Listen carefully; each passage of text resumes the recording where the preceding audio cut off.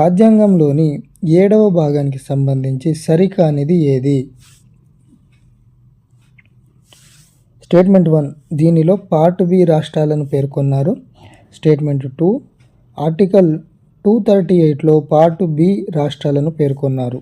ఈ భాగాన్ని 1976లో ఇందిరాగాంధీ ప్రభుత్వం 42వ సవరణ చట్టం ద్వారా తొలగించింది. ఈ భాగాన్ని 1956లో జవహర్లాల్ నెహ్రూ ప్రభుత్వం 7వ రాజ్యాంగ సవరణ చట్టం ద్వారా తొలగించింది. సరికాని అంశం అని అడుగుతున్నాడు. సో ఆప్షన్ 3 అనేటువంటిది సరికానిది అంశము. ఎందుకంటే ఈ భాగాన్ని 1956లోనే జవహర్లాల్ నెహ్రూ ప్రభుత్వం 7వ రాజ్యాంగ సవరణ చట్టం ద్వారా తొలగించింది. 1976 దాకా దీని గురించి 7వ భాగంలో ఇందిరాగాంధీ ప్రభుత్వం వరకు ఇది లేదు. ఓకేనా. సో పార్ట్ బి రాష్ట్రాలను పేర్కొన్నారు 7వ భాగంలో. ఆర్టికల్ 238 పార్ట్ బి రాష్ట్రాలను తెలియజేస్తుంది, కరెక్టే.